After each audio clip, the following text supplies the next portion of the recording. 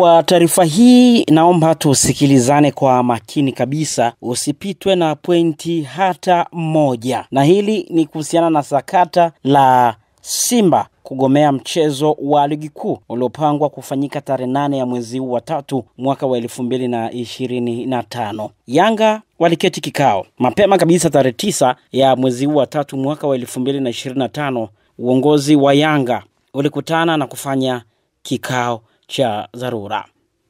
Klabu ya Yanga imetoa taarifa kwa umma ikiwajulisha wanachama, mashabiki na wapenzi wa soka juu ya kikao cha dharura walichofanya tarehe 9. Kamati ya utendaji ya Yanga chini ya Rais Engineer Hersi Said imekaa na kujadili sintofahamu iliyojitokeza hapo juzi na kufanya mchezo wao wa ligi kuu ya NBC namba 184 dhidi ya Simba kushindwa kuchezwa. Kamati hiyo imekuja na maazimio yenye misimamo ifuatayo: mosi, kupewa haki yao ya ushindi kwa mujibu wa kanuni, lakini 2, kutoshiriki mechi dhidi ya Simba kwa tarehe yoyote itakayopangwa. Lakini 3, imekosa imani na kamati ya uendeshaji ya ligi kuu. Yapo maoni mengi yameendelea kutolewa na wachambuzi lakini pia wanasheria.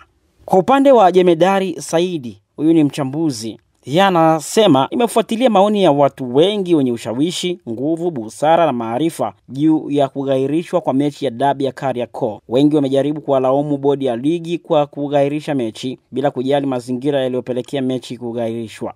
Ukisikia taarifa za watu waliozuia Simba Sport Club kufanya mazoezi kwamba walikusanywa kutoka maeneo ya karibu na uwanja wa Taifa kuja kufanya jambo hilo, unajiuliza kwa manufaa ya nani na kwa ajili gani? Ukiona na kusikia namna Simba walivyogasiwa na kuzuiwa isivyo halali kufanya mazoezi tena na watu wa timu mwenyeji wa mchezo, inakupa picha ya hisia za kuonewa ambazo wachezaji, viongozi, wanachama na mashabiki wa Simba walikuwa nazo wakati na baada ya pale. Kama viongozi wa Simba wangekosa busara wakaamua na wenyewe kusomba wauni wa klabu yao kutoka maeneo ya karibu ya uwanja wa Taifa kuja kushinikiza wafanye mazoezi, hali ingekuwaje? Lakini Simba wenye hisia kali za kuonewa leo angekuwa Taifa muda huu wanacheza mechi na watesi wao kwa mfano, alafu itokee bahati mbaya kuwe na kosa la kibinadamu kama ilivyokuwa kwa dabi ilivyotangulia ya Kayoko, unadhani hali ingekuwaje? Mpirani usalama wa wachezaji na mashabiki ndio kila kitu. Tayari kulikuwa na mazingira ya usalama mdogo, kutokuwa na usalama wa kutosha,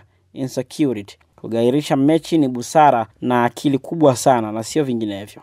Kulazimisha Simba walioonewa baada ya bodi kuthibitisha haki yao ya kikanuni kuzuiliwa na wapinzani wao isingekuwa jambo la busara, hasa baada ya kuwasilisha malalamiko yao na kuonyesha nia ya kutocheza. Kama wasingefika kwenye mechi, ingebidi wapokwe alama 15 ambazo zingekuwa mzozo mkubwa zaidi. Kugairisha mechi kwa mazingira haya ilikuwa ndio jambo pekee la busara za kiuongozi. Mtu anaweza kusema lolote, akarahisisha kwa mdomo anavyoweza, lakini bodi wamefanya maamuzi sahihi kugairisha mechi. Lakini mwanasheria Alex Mgongolwa, yeye amesema kikanuni Yanga itaweza kunufaika kwa kupewa alama 3 pamoja na kukabidhiwa fidia baada ya kupeleka madai kutokana na tendo lililofanyika lilikuwa ni kinyume cha sheria.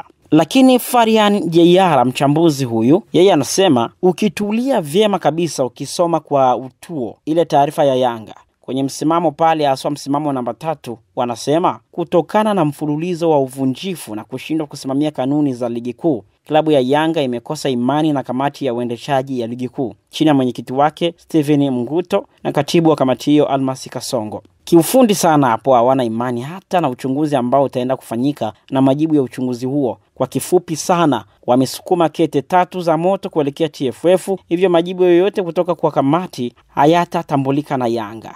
Kifupi, anayepaswa kuchunguza kaambiwa ajichunguze na kujitathmini kama anafaa kuwa mchunguzi. Ndicho kilichopo hapo. Hapo hata ukiwaambia warudie mechi watagoma kwa kusema hawana imani na bodi. Kimsingi unawarudisha TFF mezani waone namna gani ya kutatua hili la Yanga. Ukisema halipo kwenye kifungu na wao wataomba kifungu cha mechi kutochezwa, ndio akili walioipiga hapo. Kesi ishakuwa ngumu hii. Shahidi anasindikizwa na escort ya polisi na mitutu kila kona. Aliyepeleka chakula kituoni naye kawekwa ndani na mwanasheria anasema pesa ya kumlipa wakatumie kwa mganga. Ndio hii sasa. Huyu ni Farihan Jeyara, mchambuzi wa soka huyu. Mambo yamezidi kuwa mazito baada ya dabi ya Kariakoo kugairishwa. Wewe una maoni gani? Usisite tuandikie maoni yako hapa.